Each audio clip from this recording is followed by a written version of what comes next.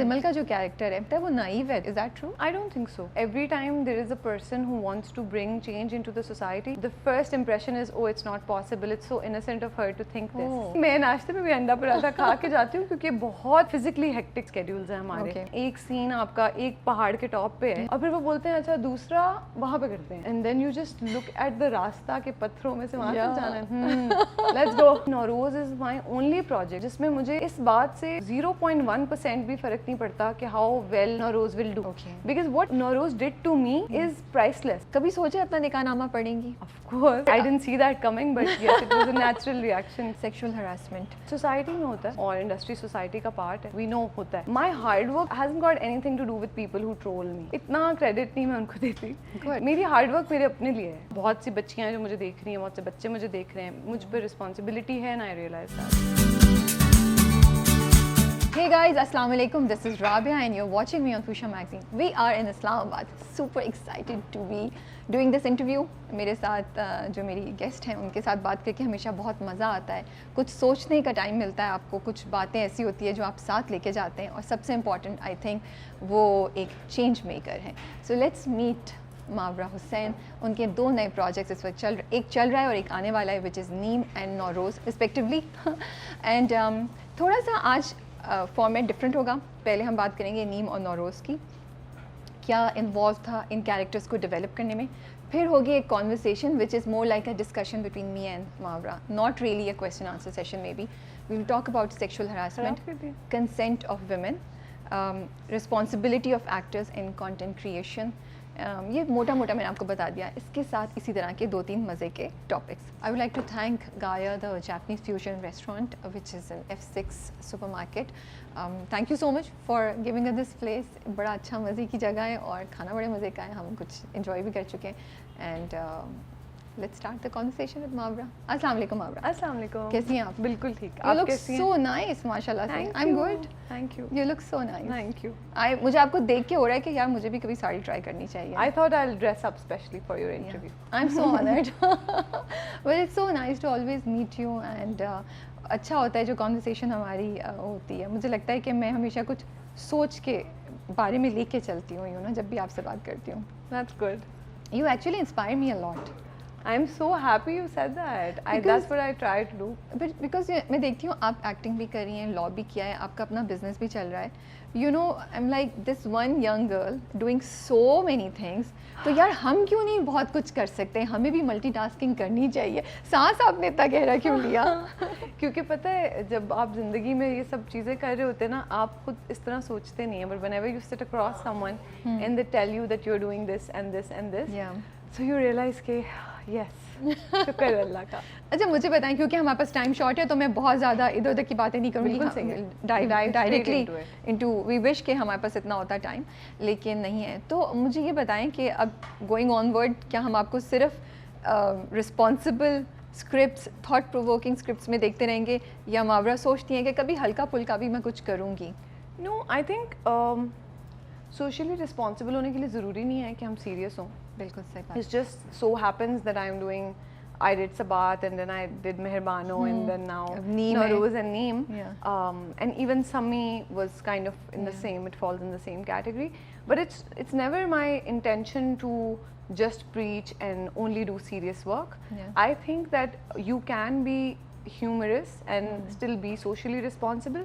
But I think क्योंकि इस वक्त हमारी इंडस्ट्री इवॉल्व कर रही है ना, तो हम लोग हमेशा ऐसे होता है जब भी कोई चेंज आता है कहीं पर, तो वो पहले you are completely towards like the storytelling has completely changed into a social responsible storytelling. And I think slowly we'll be able to incorporate humor into the same category. But फिलहाल I think it is what it is. आपको लग रहा है evolve हो रही है industry? किस sense में?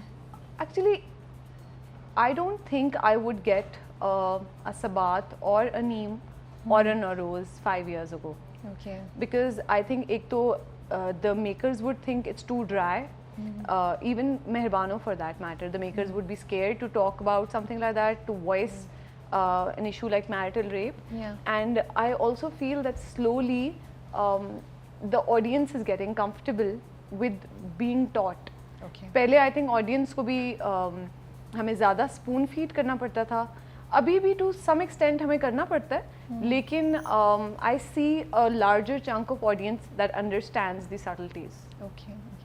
अच्छा, तो कभी कभी ऐसा लगता है कि ये जो रिस्पॉन्सिबिलिटी का आपने उठाया है फ्लैग, वो आपको बाउंड कर देता है, थोड़ा सा आपको रिस्ट्रिक्ट कर देता है कुछ चीज़ों में, या नहीं? अच्छा, पता है मैंने कोई फ्लैग उठाया नहीं है। अच्छा, ये खुद से हुआ है। ये मैंने आपको मेहरबानों के टाइम पे भी कहा था। I think it's just who I am as a person. When Sammi was given to me, I remember Momina Bhabhi told me that it has a lot, like the project itself carries a lot of social responsibility, and I at that time thought, wow, thank God. So I don't think कि उससे पहले कभी मेरे पास ऐसा कुछ आया।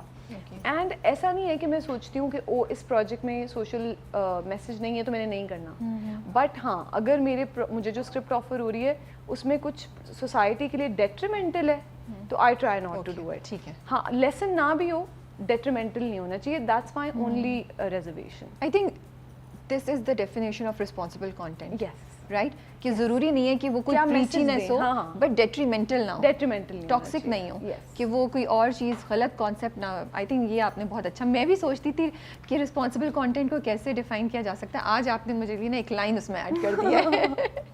अच्छा, ये बताएं नीम कैसे आया और क्या मोटिवेशन थी नीम को हाँ करने की? नीम ऐसे आया कि हम लोग सबात शूट कर रहे थे और काशिफ अनवर जो हमारे राइटर हैं सबात के और जिन्होंने फिर नीम भी लिखा है और नौरोज़ भी लिखा है, उन्होंने जिक्र किया था शहजाद भाई से कि वो एक कैरेक्टर लिख रहे हैं जिमिल और अशद, एंड ही थॉट दैट अमीर and I would be perfect for it. But मुझ तक डायरेक्टली बात नहीं आई थी, सुनी खबरें मुझे सेट पे से मिल रही थी कि ऐसा कुछ बात चल रही है, but obviously I was waiting कि मुझे ऑफर हो जाए because I really wanted to continue to work with Kashif Anwar as well as Shahzad Kashmiri.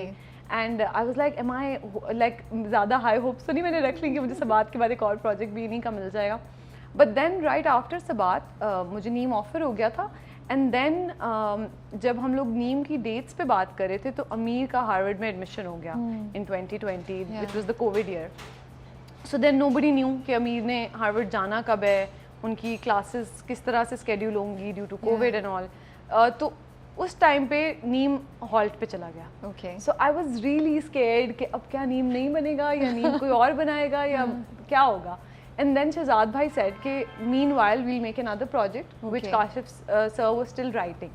So he said कि नौरोज़ लिखा जा रहा है and let's start with Nauroz, meanwhile हम अमीर का वेट कर लेंगे। So this is how Neem happened and this is how Nauroz happened. हाँ, तो उन्होंने कहा कि हम लोग पहले नौरोज़ कर लेते हैं और हम नीम का वेट कर लेते हैं।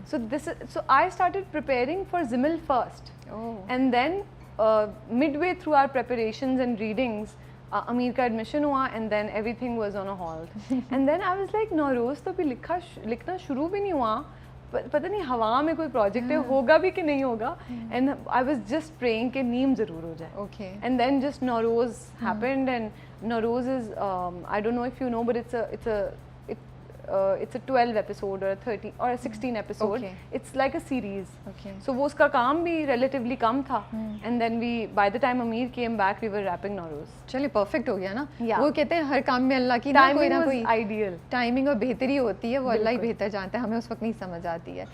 अच्छा, ये बताएं नीम में जिमल का जो कैरेक्टर है, एक तरफ तो मुझे वो इंटरेस्टिंग लगता है कि वो एम्पावर्ड है और वो वो लड़कियों की एजुकेशन के लिए काम करिए कहीं कहीं, लेकिन मुझे लगता है वो नाइव है थोड़ी सी। Is that true? I don't think so. You don't think I think that every time there is a person who wants to bring change into the society, the first impression is, oh, it's not possible, it's so innocent of her to think this. Oh, okay. So I think maybe in that sense it's naive because it might come across as over ambitious, but somebody has to be over ambitious to bring that big difference in the society.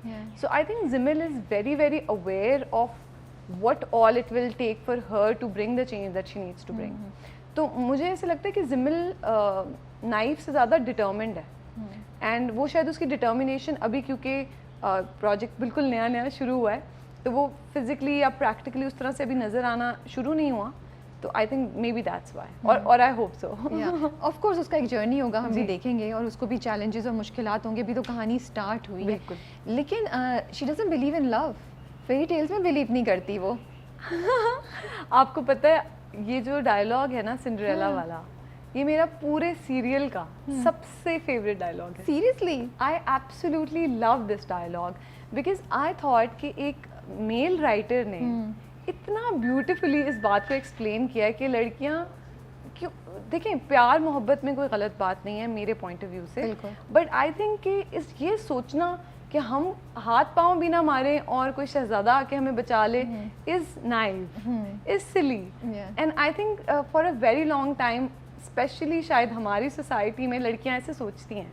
बिल्कुल तो मुझे लगा कि ये अल्लाह करे that this dialogue is an eye opener for many girls, because I love how it ends कि ना बाबा किसी काम का ना baby, and you tell me, haven't we seen so many babas and babies in the universities?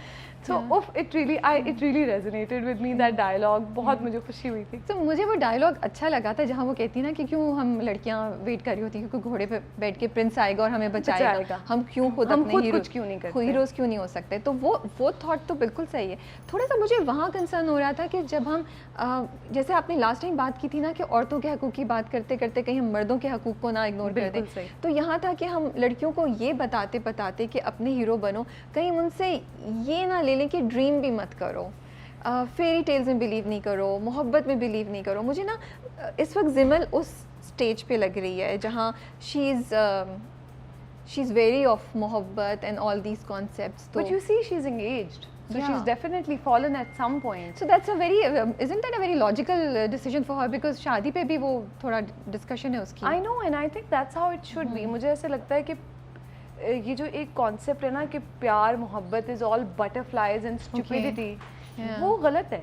I think मोहब्बत should be, और I hope इंशाल्लाह should be very calm, should not medal with your life. True. Your partner should be able to understand कि आपके लिए क्या अहम है, आप किन बातों को लेकर पैशनेट हैं।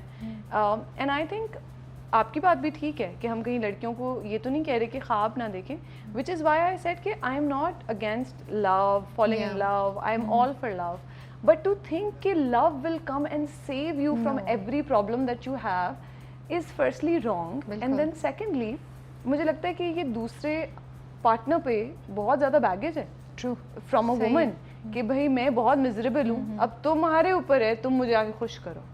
ये तो अनफेयर है क्योंकि उस इंसान ने भी अपना करियर बनाना है। तो मुझे लगता है कि अगर दो क्या मैं इसके लिए वर्ड यूज़ करूँ कि हर चीज़ में म्याना रवि होनी चाहिए कि आपका एम्बिशन भी आपके सर पे सवार नहीं होना चाहिए, ना मोहब्बत। तो अगर आप सारा बर्डन मोहब्बत पे डाल देंगे वो भी फेल कर जाएगी। अगर मैं अपनी ज़िंदगी का सारा बर्डन अपने करियर पे डाल दूंगी तो वो भी फेल कर जाएगा। सो आई थिंक म्याना रवि is the best way to go about it. थोड़ी जिमल इंडिपेंडेंट होने के साथ साथ वो शादी में शुडंट शादी भी अ डिसीजन, म्यूचुअल डिसीजन।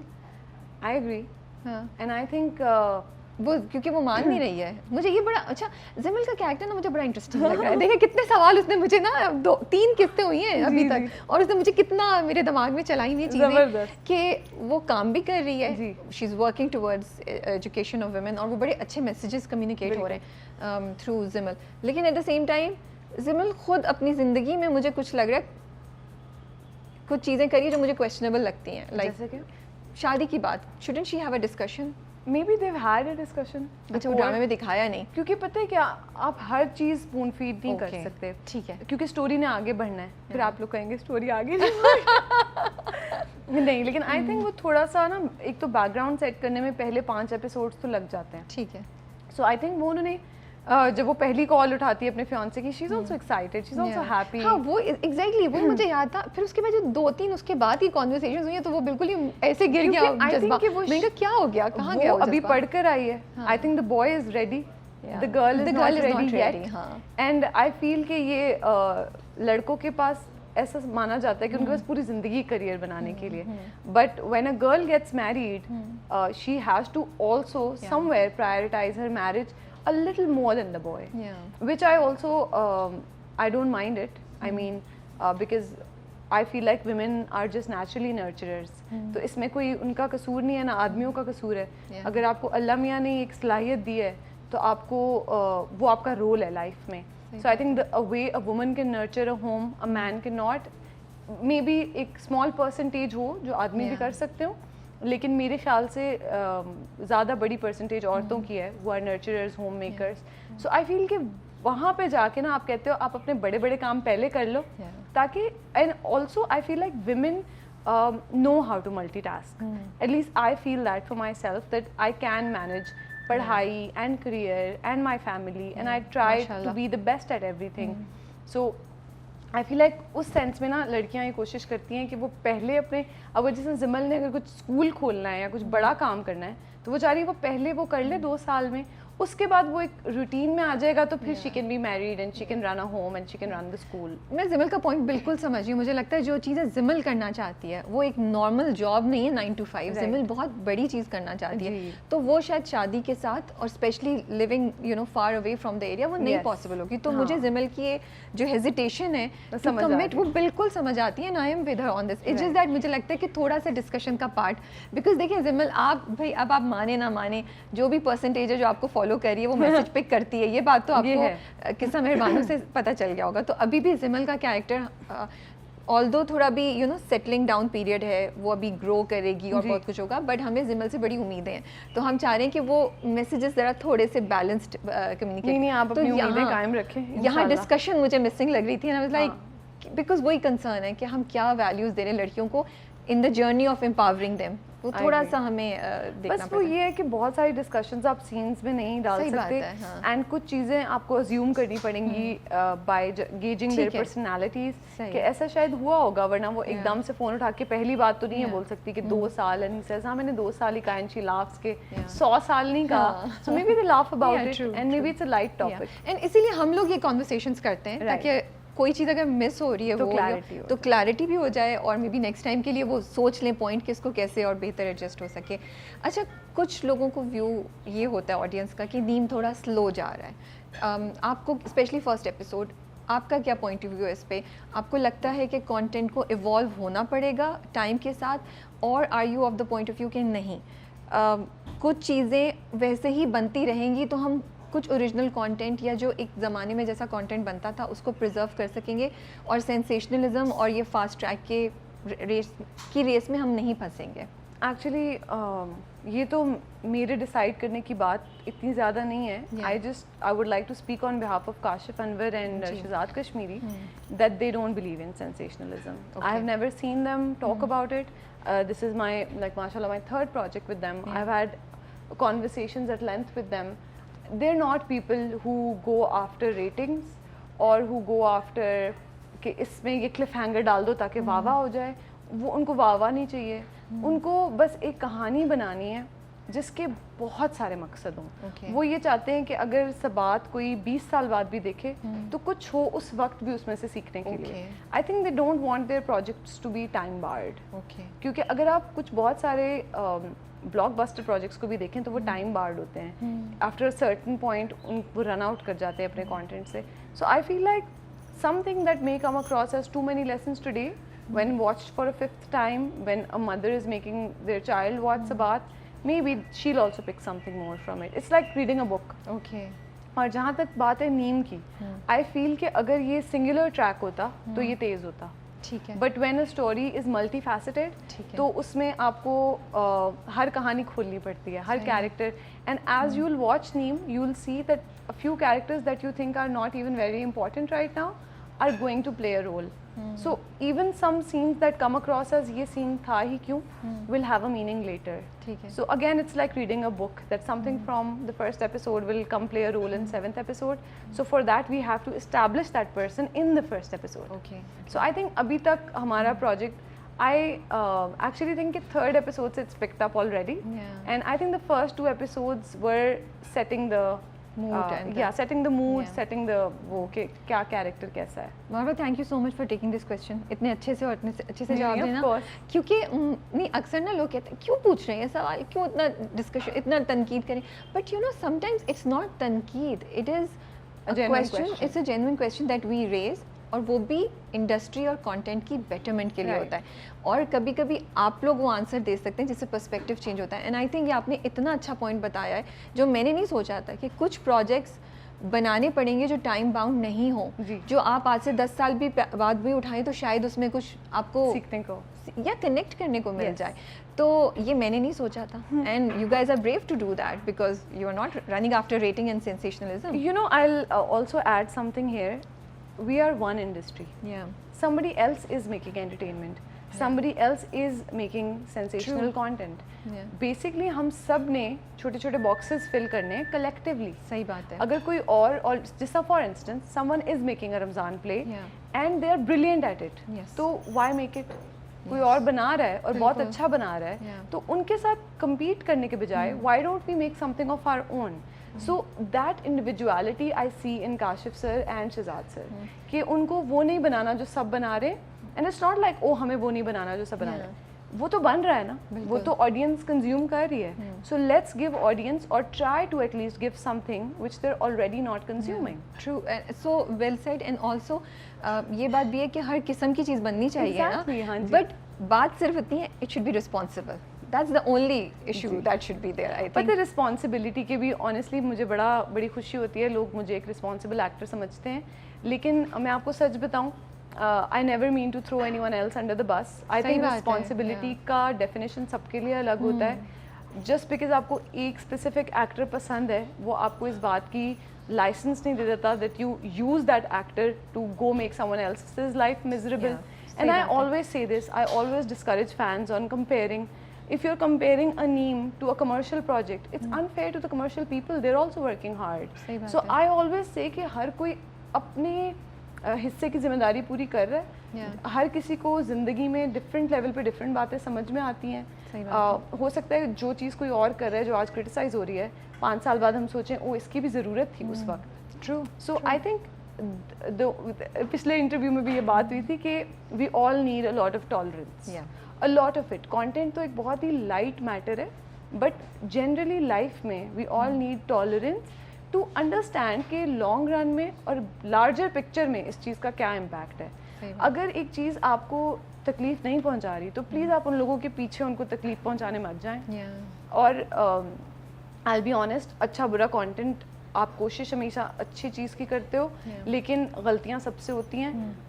मुझे नहीं पता, अभी आपके साथ हमेशा इंटरव्यूज़ तब होते हैं जब प्रोजेक्ट चल रहा होता है. तो बस अल्लाह खैर करे, अल्लाह करे हम भी नीम में जो whatever we've attempted to do हम सक्सेसफुली कर पाएँ इंशाल्लाह. अच्छा, how was shooting in Azad Kashmir? Oh, it was lovely. It was amazing. कोई मज़े का वाक़या सुना सकती हैं? The second day I reached Kashmir, we had an earthquake. Oh. And I don't know where to go because मैं अपने room में थी और हम लोग जिस दिन पहुंचे थे we shot all day. अगले दिन I was just in my room और earthquake आया और मैंने सोचा कि what am I supposed to do? I just sat there. I didn't even move. बहुत ज़्यादा था? बहुत ज़्यादा था. Okay. और स्केरी होगा, बहुत ज़्यादा. काफ़ी स्केरी था. एंड मैं बस वहाँ बैठी थी. मैंने कहा ज़िंदगी मौत अल्लाह के हाथ में, कलमा पढ़ के चुपचाप यहाँ बैठे रहो. बिकॉज ऑनेस्टली अभी तक मुझे ये भी नहीं पता था कि how to move within my hotel. Like रास्तों से भी अभी हम फेमिलियर नहीं हुए थे. So I was just sitting there thinking what am I supposed to do, and I just sat there. I was like अल्लाह you have to protect me, there is nothing I can do. But कैसा था वो भागना और चलना पहाड़ी? Because काफ़ी movement है उसमें ना, ये नहीं है कि वो यहाँ बिठा दिया और ये हो रहा है. इट्स हर कैरेक्टर जो है वो काफ़ी मूव कर रहा है, यू नो. तो आपका एक्सपीरियंस कैसा था? बस वाज इट डिफिकल्ट? पहाड़ चढ़ने सीख लिया. हाँ. रात को आप पराठा और रोटी बेफिक्र होके खाती होंगी कि यार आज मैंने बहुत ट्रैकिंग की है. नहीं, मैं नाश्ते में भी अंडा पराठा खा के जाती हूँ क्योंकि बहुत वहाँ पे ना फिजिकली हेक्टिक स्केड्यूल्स हैं हमारे. कि हम लोग जिस तरह होता है ना, एक सीन आपका एक पहाड़ के टॉप पे है और फिर वो बोलते हैं अच्छा दूसरा वहाँ पे करते हैं, and then you just look at the रास्ता के पत्थरों में से वहाँ तक जाना है, लेट्स गो. तो वो सब वहाँ चल रहा होता है कि it's physically very very draining. But I feel like with Shahzad भाई, क्योंकि वो वहाँ के लोकल हैं और उनकी जो इतनी हाई स्पिरिट्स होती हैं, the energy is infectious, and we just all it's like a team जिसमें लीडर शहजाद भाई हैं और हम बस उनके पीछे पीछे भाग रहे होते हैं कहाँ जाना है, क्या करना है. मज़ा आ रहा होगा.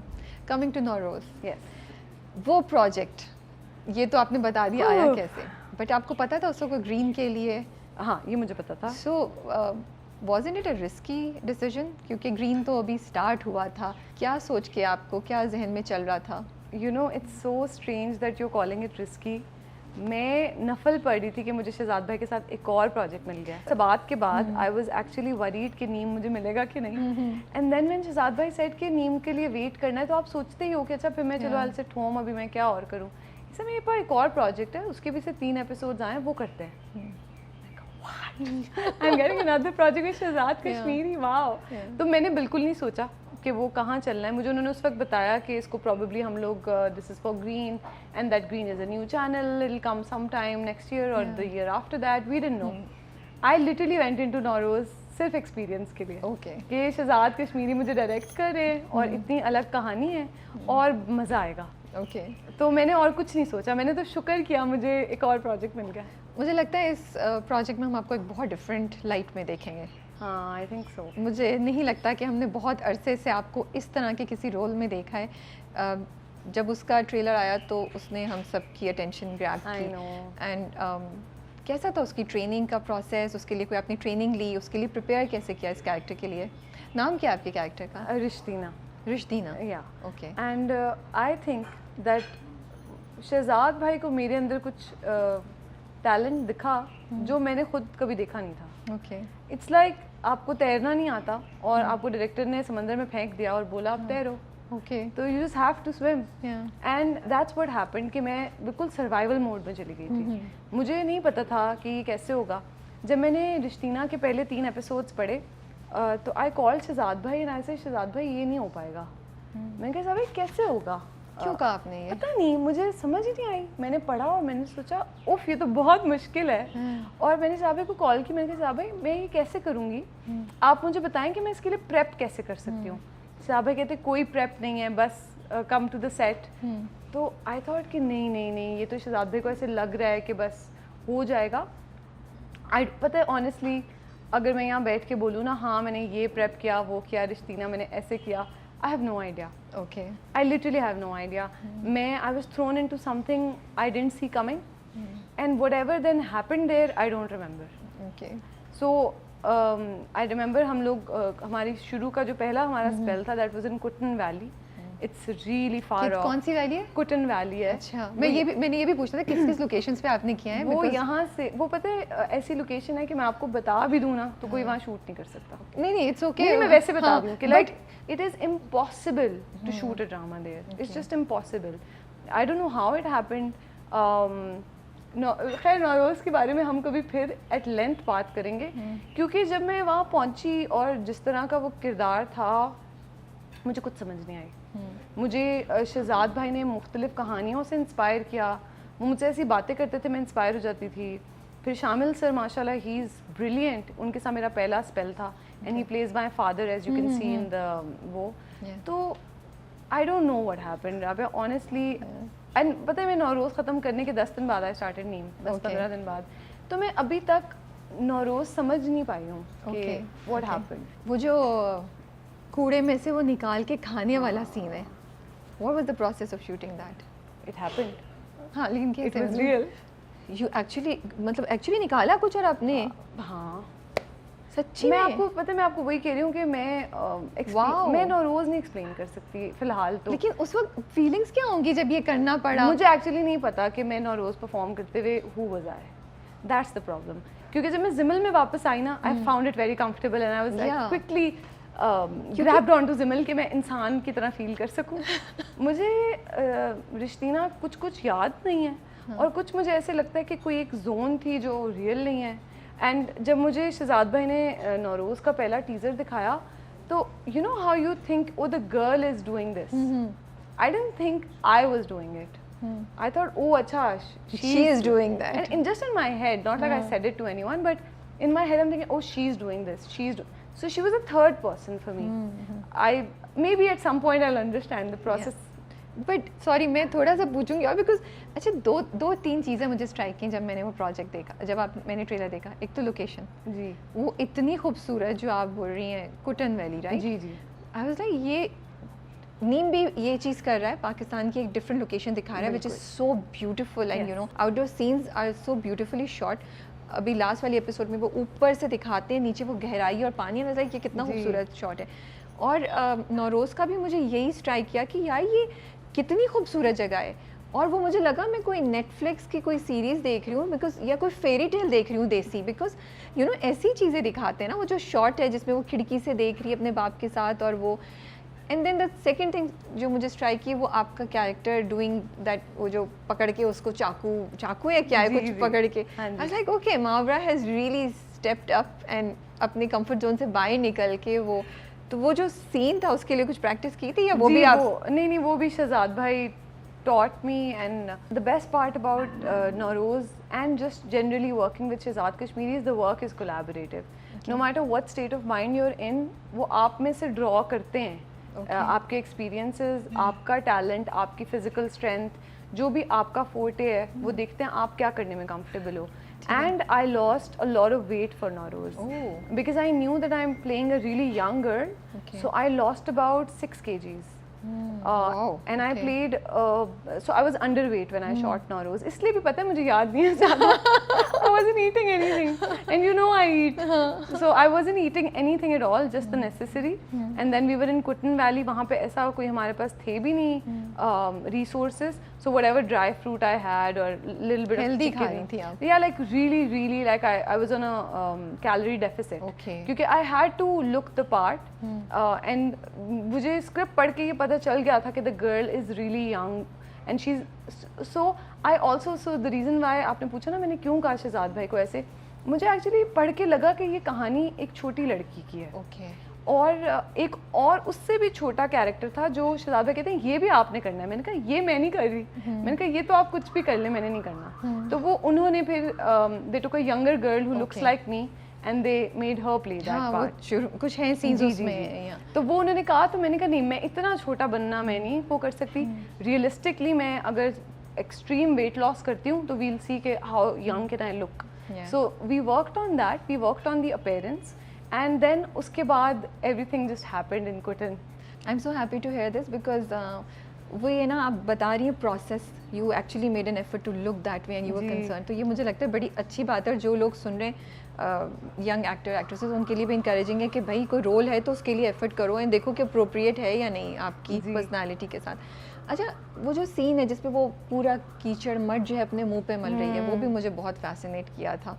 हाँ, वो भी किया था. वो आसान था करना या यू लाइक पता नहीं, मुझे रिश्तीना प्ले करते हुए कभी भी नहीं फील हुआ. मुझे लगता है मैं शुरू में ही somehow शहजाद भाई मैनेज्ड कि मैं रिश्तीना से कनेक्ट कर जाऊँ. वो पता है वो अल्लाह की तरफ से होता है, वो मैजिक होता है, वो खुद से होता है. वो मैं नहीं कर सकती, वो दुनिया का कोई हो सकता है बेहतरीन एक्टर्स वैसे कर सकते हो, लेकिन एटलीस्ट जितना मुझे नॉलेज है एक्टर्स के हाथ में ये मैजिक नहीं होता. ये मैजिक अल्लाह की तरफ से होता है, या ये उस वक्त उस मोमेंट में आपकी किस्मत होती है. सो आई फील लाइक वो मैजिक हुआ. और honestly Nauroz is my only project जिसमें मुझे इस बात से 0.1% भी फ़र्क नहीं पड़ता कि how well Nauroz will do. Because what Nauroz did to me is priceless. आप सोचें मेरे पास लफ्ज़ नहीं है एक्सप्लेन करने के लिए, वो मेरे लिए इतनी प्राइसलेस फीलिंग है कि अभी तक मैं उसको वर्ड्स में नहीं ला पाई.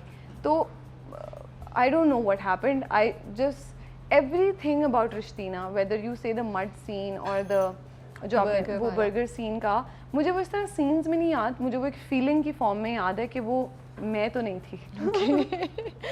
वो रिश्तीना ही थी. रिश्तीना के कैरेक्टर ने कुछ मार्क छोड़ा आपकी पर्सनालिटी पे? I think so. क्या? I think if I needed some grounding. Oh you really did? अभी भी ये कह रही हैं आप? I think it's really changed my perspective at life. You know, I have been very fortunate. I've been working from when I was 19 years old. And somehow people managed to make me feel special the whole time. जब मैं रिश्तीना play करी थी और हम लोगों का एक attire था which हम जिसको सेट पे बेगर अटायर बुलाते थे, वो मैं अटायर पहनती थी और सब कीचड़ मट्टी हर चीज़ उस पर भी लगती थी, मुंह पे भी बालों पे भी हर तरफ, नंगे पैर रावलपिंडी की सड़कों पे, हाईवेज़ पे, इस्लामाबाद के डिफरेंट जहाँ पे ये इस तरह के लोग जो लोकेलिटीज़ हैं जहाँ पे वो रहते हैं, वहाँ जाके रहना, वहाँ जाके उठना बैठना, आप सोच नहीं सकती हैं कि आप कितना ऑर्डिनरी फील कर सकते हैं. और स्पेशली जब आपने ज़िंदगी ऐसी गुजारी हो कि आपको हर लम्हे के लिए आप ग्रेटफुल हो और आप सोचते हैं ये इतना ग्रैटिट्यूड भी काफ़ी नहीं है. So I think that really struck something inside of me. मुझे लगा कि जितनी मैं ग्रेटफुल हूँ लाइफ से वो काफ़ी नहीं है. I need to do more, I need to be more for people. And what I'm doing is not enough, it's the bare minimum. कि मैं हमेशा ये सोचती हूँ कि अच्छा मैंने किसी का दिल नहीं दुखाया तो ये काफ़ी है, मेरी वजह से किसी को नुकसान नहीं पहुँच रहा तो ये काफ़ी है. ये काफ़ी नहीं है, ये बेयर मिनिमम है कि आप किसी को नुकसान ना पहुँचाएं. काफ़ी ये है कि जो आपको अल्लाह ने दिया है वो आप लोगों के साथ शेयर करें जितना हो सके. हर दिन अगर एक बंदा भी किसी एक बंदे की मदद कर दे, पूरी सोसाइटी चेंज हो जाएगी. बट इट्स जस्ट दैट कि कलेक्टिवली ये थॉट चाहिए कि जिनको अल्लाह ने दिया हुआ है, वो जिनके पास नहीं है उनके साथ शेयर करने के लिए तैयार हो. And with a big heart, with an open heart, and not just do the bare minimum and think कि ये काफ़ी है. So I think living that kind of life, staying in those places, sleeping there, waking up there, you know, many scenes in night, day, midnight. आधी रात में भी हम shoot करते थे because वो हमें उस तरह की requirement चाहिए होती थी, उस तरह के लोग चाहिए होते थे इर्द गिर्द. So that was very eye-opening. एक scene था जिसमें वो देग बट रही होती है, वो एक्चुअली एक देग बट रही थी. और शहजाद भाई ने मुझे कहा कि हम ऊपर कैमरा लगा रहे हैं, जाओ और इनसे जाके देग से खाना मांगो. राबिया, मुझे किसी ने खाना नहीं दिया. ओह गॉड. क्योंकि हर कोई धुतकार रहा था ना, और कभी ऐसा मैंने फील ही नहीं किया लाइफ में. तो उस मोमेंट में आपको रियलाइज होता है कि लोगों को कैसा फील होता होगा जब उनको कोई धुतकारता होगा. सीरियसली. और and then my AD came down, क्योंकि वो देख रहे थे कि लोग मुझे ना, वो कहते कि लाइक डोंट इवन टच अस, क्योंकि सब मट्टी कीचड़, they didn't know who I M. तो मैंने सोचा कि एक रेगुलर इंसान जो ऐसा दिखता होगा उसको ये ट्रीटमेंट मिलती है कि उसको खाना भी नहीं दे रहे, कि वो कहाँ से, वो किस तरह साफ कपड़े पहन कर आए, या वो आप जैसा तो नहीं हो सकता. सो वो सब एक्सपीरियंस, और ये बस एक छोटी सी एग्जांपल है. तो इस तरह का बहुत आई ओपनिंग होता है इंसान के लिए. So then my assistant director came down and उन्होंने आके देख वालों को बताया कि हम ऊपर से शूट कर रहे हैं, इनको प्लीज़ एक प्लेट दे दीजिएगा. और उनके रिक्वेस्ट पे मुझे खाने की एक प्लेट मिली. सो you're telling me कि आप वहीं पे उसी जगह पे झुग्गियों में या उस जगह पे आप रह रहे थे, आप लोगों का कोई स्पेशल अरेंजमेंट नहीं थी? नहीं, हम स्पेशल अरेंजमेंट नहीं हो सकती थी रिश्तीना के लिए. It would really disconnect me from.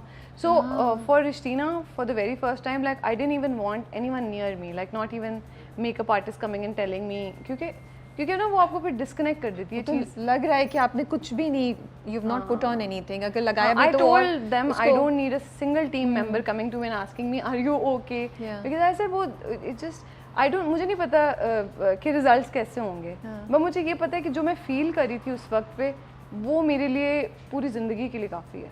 अच्छा, एक दो सीन्स है जिसमें आप भाग रही हैं, ठीक है? हाँ जी. और आपने जो शलवार कमीज़ पहना हुआ है और उसमें आप आप उठा रही हैं, वो कर रही हैं. अच्छा, यूजुअली जब हम कैरेक्टर्स देखते हैं या आप लोग जब कैरेक्टर्स करते हैं तो बड़े संभले हुए कैरेक्टर्स होते हैं, दुपट्टे के साथ, वो कहीं सोफे पे बैठे हैं, इधर है, या ये मुझे लगा कि थोड़ा सा कंफर्ट जोन से निकल के था. तो यू वर कंसर्न्ड कि मैं किस तरह करूँगी इसको, मैं कैसी लग रही होंगी, या ये सब चीज़ें जहन में नहीं थी?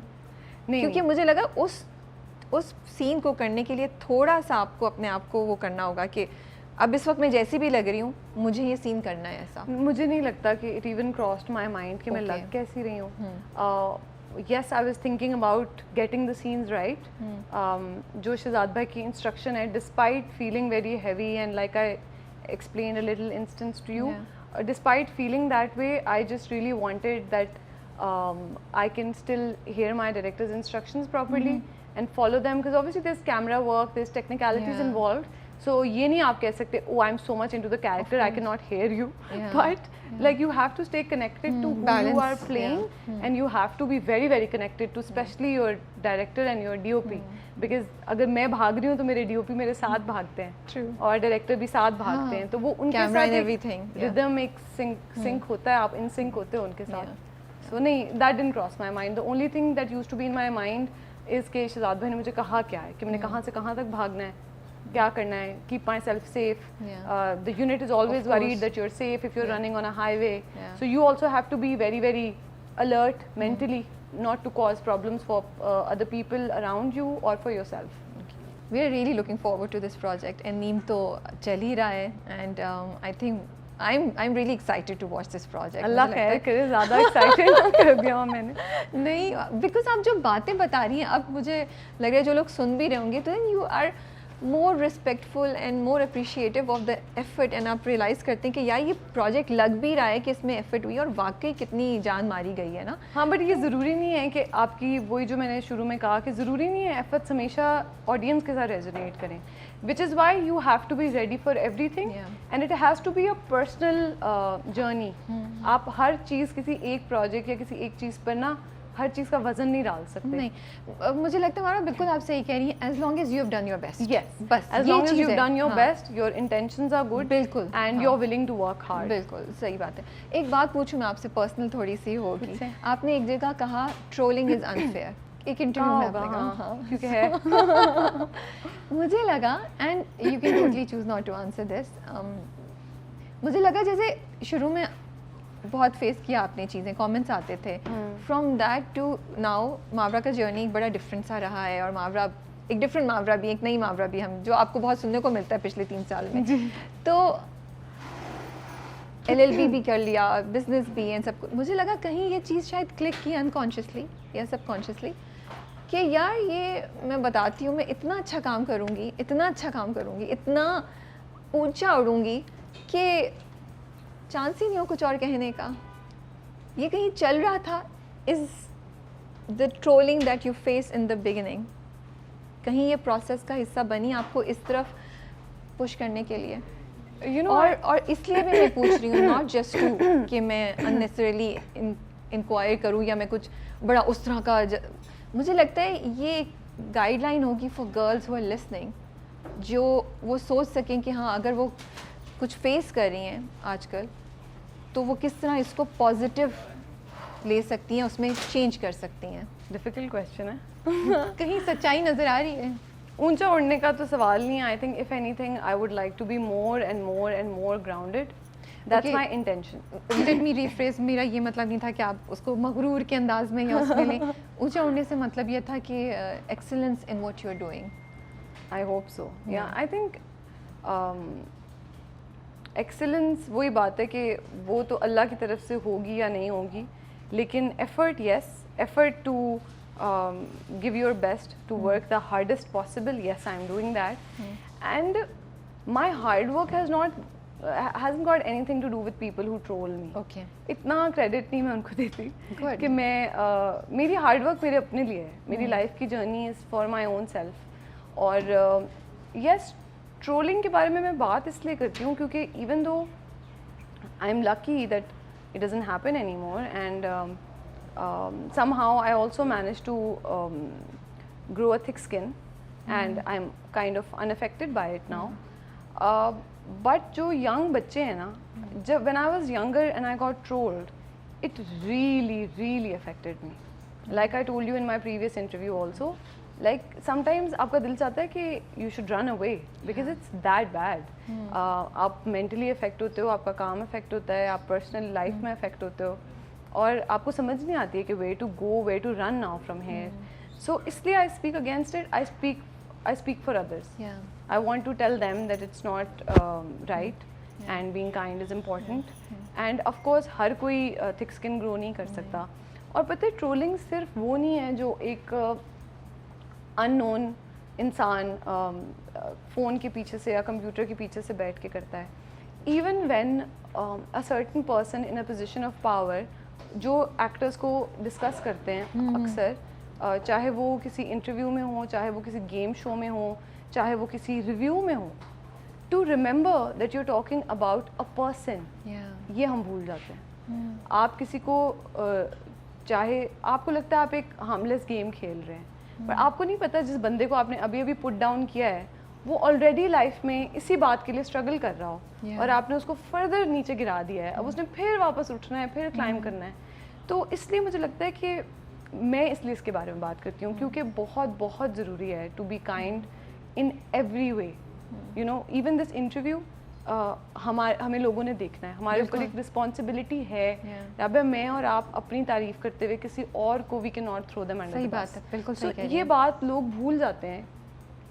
I will never understand how they forget it, but बहुत ज़रूरी है कि अगर आप you are able to influence a bunch of people, you influence them either the right way or you give them nothing. But you can't do it the wrong way. It would be very sad. मैं तो कहती हूँ आप लोग बहुत बहादुर हैं. मैं तो कुछ भी नहीं हूँ. मुझे एक दो नेगेटिव कमेंट्स आ जाते हैं, मुझे बहुत बॉदर करता है. एंड मैं देखती हूँ जो चीज़ आप लोग फेस करते हैं, तो hats off to you guys. And मुझे पहले भी रियलाइज़ होता था, लेकिन सिंस अब मैं इस चीज़ में ज़्यादा इन्वॉल्व हुई हूँ, तो मुझे अब और ज़्यादा रियलाइजेशन होती है कि ओ हमारी बातें किस तरीके से या एक कमेंट किस तरीके से एक इंसान को अफेक्ट कर सकता है, और उसकी ज़रूरत नहीं होती है उस कमेंट की. यू लाइक अगर यही बात अच्छे तरीके से बोल दोगे तो क्या चला जाएगा यार, और हम सुन भी लेंगे. We actually might listen to you, you know. कभी सोचे अपना निकाहनामा पढ़ेंगी? Of course पढ़ेंगी. हाँ. लड़कियां नहीं पढ़ती हैं, इसलिए पूछ रही हूँ. हाँ, नहीं अच्छा. हमारे तो आदत ही नहीं है ना.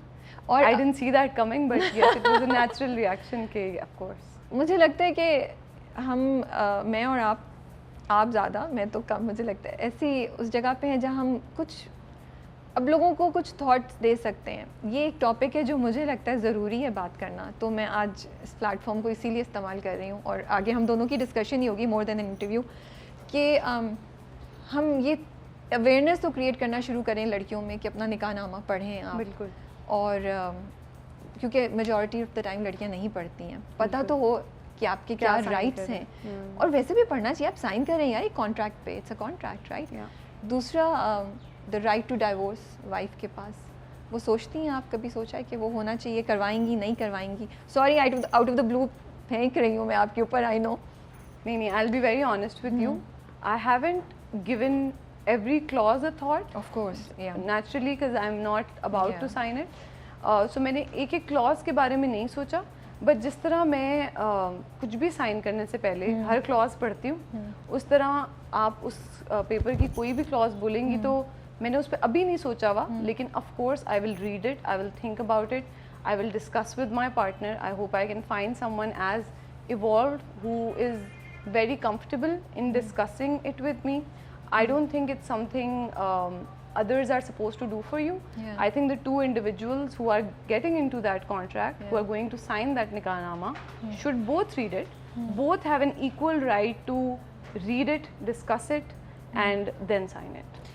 सच में अभी तक कोई नहीं मिला है साइन करने वाला जिसके साथ सोच रही हूँ ये कैसे हो सकता है. मैंने कहा इतने सीरियस सवाल हो रहे हैं, बीच में हल्का फुल्का तो फेंक देती हूँ, इतना तो बनता है ना. You think I'll find someone in the world would not know?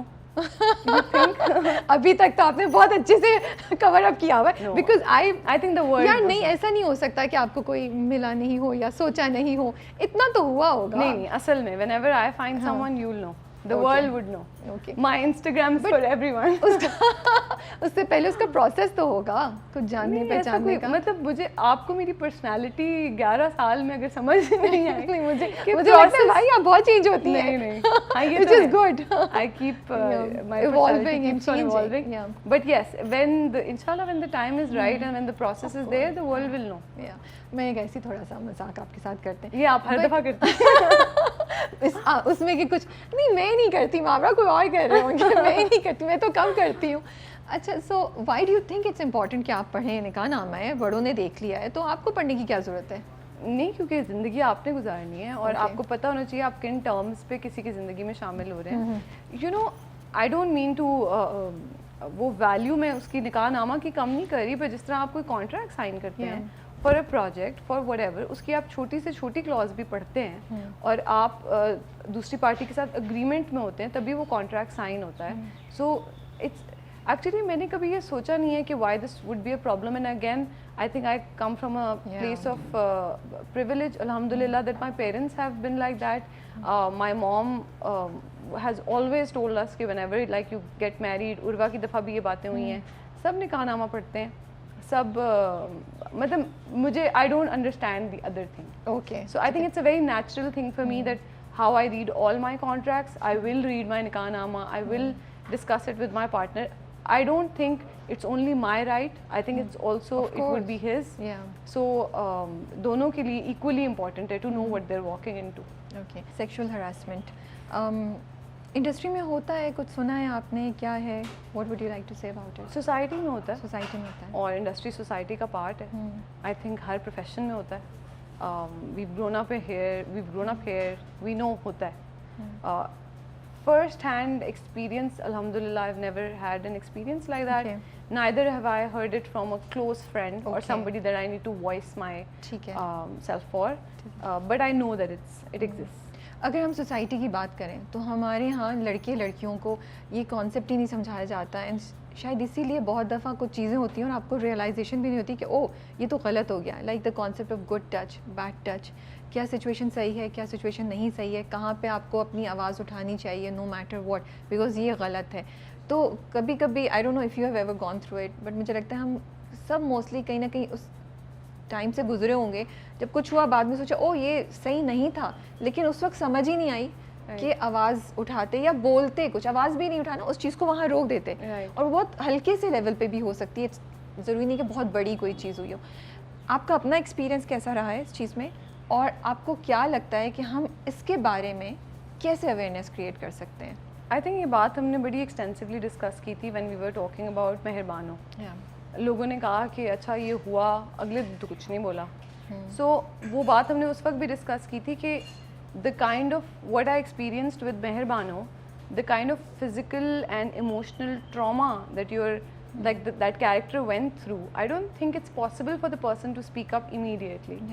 So I think it is, of course it is unfortunate, it should not happen, but it happens. And I mean everyone has to raise their voice against it. आपके साथ हुआ हो या ना हुआ हो, you have to not do victim shaming.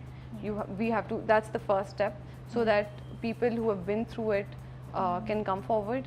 And I think that we are evolving towards that as a society. People are talking about it, people who've experienced it are talking about it.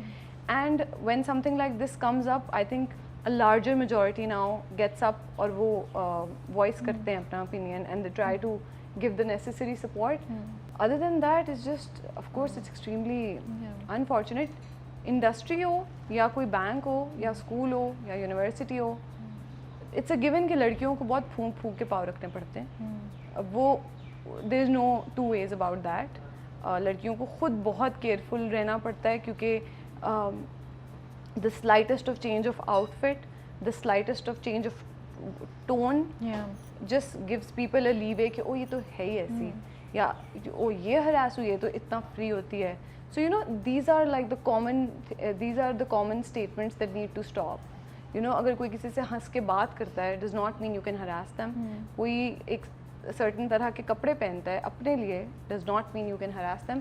Nothing ever means that you can harass another individual, a boy or a girl.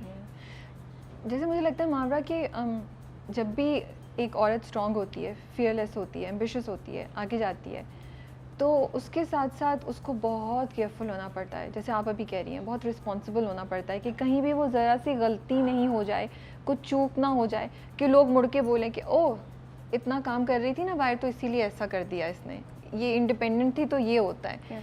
ये responsibility बहुत ज़्यादा है कि यार सही चलोगे ताकि जो आप कर रहे हैं उसके बारे में कभी कोई गलत आवाज़ ना उठा सके, ताकि आगे आने वाली जनरेशन्स को आसानी हो. मुझे ये लगता है कि ये जो अभी कुछ लोग हैं या ये जो एक वेव गुजर रही है ख़वातीन की, उनको ये कुर्बानी देनी पड़ेगी, ये उनको सेक्रीफाइस करना पड़ेगा ऑफ बीइंग एक्सट्रीमली रिस्पॉन्सिबल. आपको क्या लगता है, आप एग्री करती हैं मेरी इस बात से, या आपको लगता है कि नहीं हम बहुत ज़्यादा रिस्पॉन्सिबिलिटी डाल रहे हैं, let them make some mistakes, it's okay? No, at least I would like to be responsible.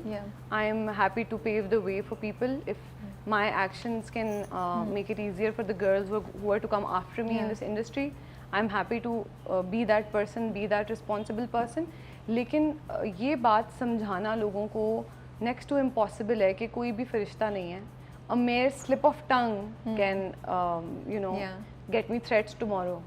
So वो sense of responsibility is very burdening, is very tiring. I'm scared before sitting in an interview. I am. And her slip of tongue से आप डरते हो. कोई बात आप गलत बोल दो तो आपको लगता है पता नहीं क्या होगा, क़यामत ना आ जाए कल मेरी इस बात की वजह से. जबकि आपकी इंटेंशन भी नहीं होती वो. हाँ, तो ये बस जनरली सोसाइटी में टॉलरेंस ज़्यादा करने की ज़रूरत है. ऐसा नहीं है कि all be frivolous, let's make mistakes, ऐसा नहीं है.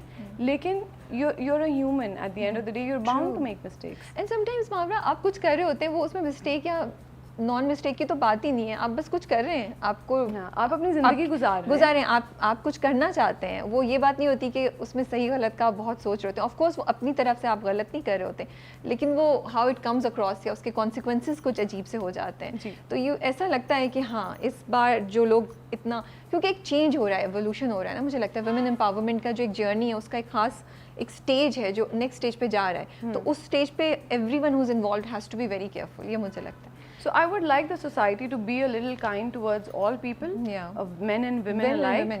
Lekin it also falls upon us. Yes. I have realized that as a public figure, I've been in the limelight for so many years. I've literally grown up in front of the cameras. I have made my mistakes in front of the cameras.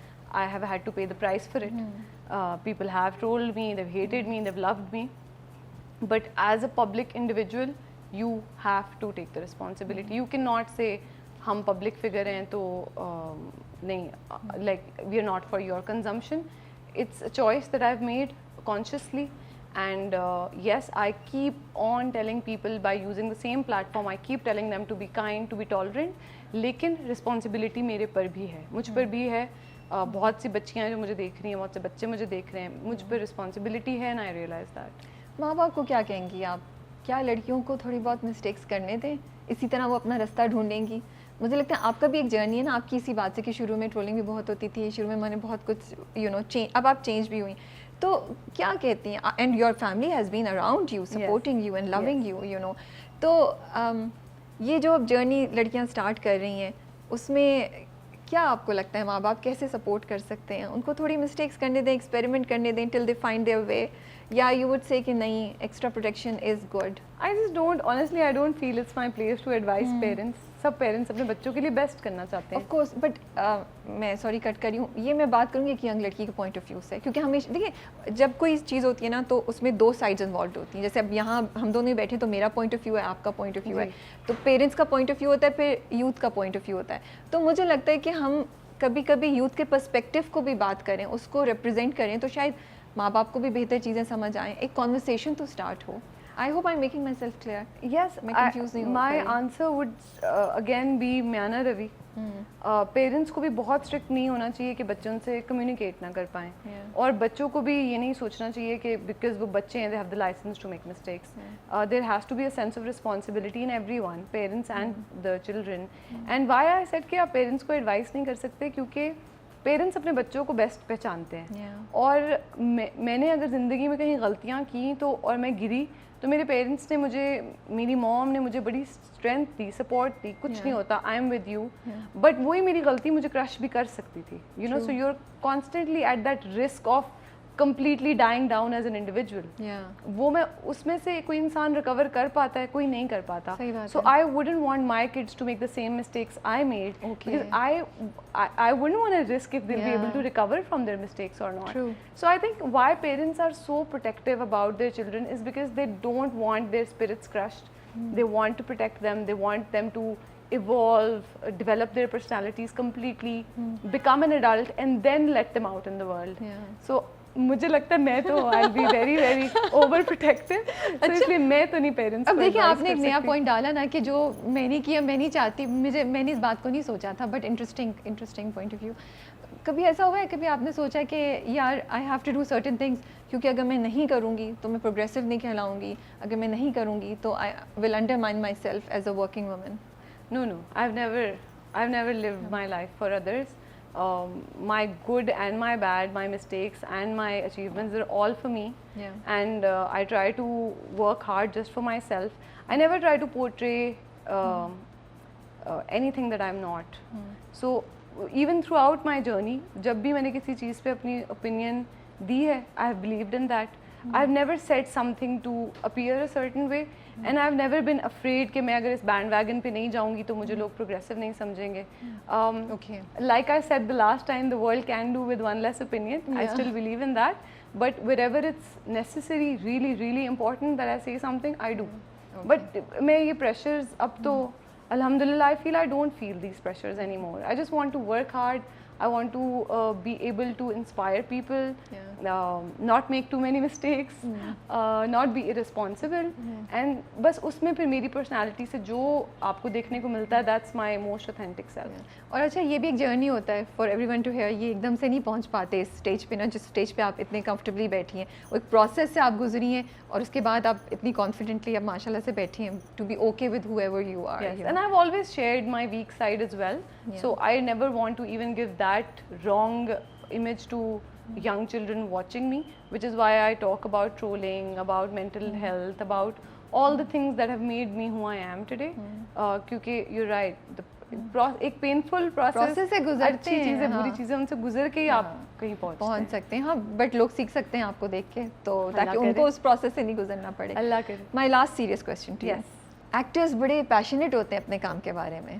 जिस actor से भी बात करो तो, और जितना मैं आप लोगों को हार्ड वर्क करते हुए देखती हूँ तो लगता है कि यार पैशनेट हैं तब भी ये चीज़ कर रहे हैं, बिकॉज बाहर से ग्लैमर लगता है लेकिन अंदर बहुत मेहनत, बहुत ख्वारी, बहुत ज़्यादा डेडिकेशन की ज़रूरत है. एक्टर्स खुद कितना रिस्पॉन्सिबल हैं आज इंडस्ट्री में कंटेंट की जो सिचुएशन है? हम सब बात करते हैं कि कंटेंट डिटेरियोरेट कर रहा है. क्या एक्टर्स के पास पावर है कि वो स्क्रिप्ट्स को हाँ या ना कर सकें, वो सिर्फ पपेट्स नहीं हैं? और यू थिंक, और एक्टर्स खुद कंटेंट को इस स्टेज पे लाने के लिए कितने रिस्पॉन्सिबल हैं by doing scripts which are actually detrimental to the good content? You know, honestly, each to their own. I cannot give a generic statement on behalf of all the actors. Everyone has it different. सबके financial हालात same नहीं होते, सबकी industry में standing same नहीं होती है. Yes, some of the actors, and I would include myself, we have that margin where we can question the production, or if not question them, have a healthy discussion, collaborate, and हमारी बात सुनी जाती है to a certain extent. Yes, कुछ projects में आप किसी भी level पे हो इंडस्ट्री में आपकी बात नहीं सुनी जाती क्योंकि वो project एक certain तरह से perceive हो चुका होता है, वो वैसे ही बनना होता है. Then you have that very choice to opt out of that project. That has also happened many times with me. So yes, actors have the power, but then opt out करते वक्त भी हर इंडिविजुअल का different है. वो career में कहाँ खड़े हैं, वो अपने फाइनेंसेस में कहाँ खड़े हैं, वो अपने फैमिली में उनके पास कब इजाज़त है काम करने की, कौन से महीने उनके लिए सूटेबल हैं, क्या वो प्रोजेक्ट छोड़ देंगे तो वो क्या 2 साल बाद काम कर सकेंगे. So there are so many things that play a role when an actor is choosing a project. Yes, being responsible is the harder thing to do, sometimes almost impossible. You can do it, but many can't. So to generically judge actors, मेरी किसी responsible choice की वजह से if you will throw some other actor under the bus, I will not support it because they have it different. या उनकी किसी अच्छाई की वजह से आप मुझ पे आके उंगली उठाओगे, I would not like it. I would find it very harsh. So वही बात है कि हर स्क्रिप्ट, हर एक्टर, हर production, everyone has it different. एक जेनेरिक रूल नहीं बन सकता. ओके. आज़ाद कश्मीर के बारे में कोई 2 से 3 चीज़ें जो अगर विजिट करना चाहें लोग तो क्या आप बोलेंगी, या what did you love? Oh, I loved being close to nature and एक खामोशी है वहाँ. आपको सुबह सुबह परिंदों की आवाज़ से आप जाग जाते हैं. स्पेशली कुटन वैली तो इतनी खामोश है कि आपको फजर की अजान की आवाज़ नहीं आती लेकिन परिंदों की आवाज़ आ जाती है. So it is beautiful, it's surreal to be there.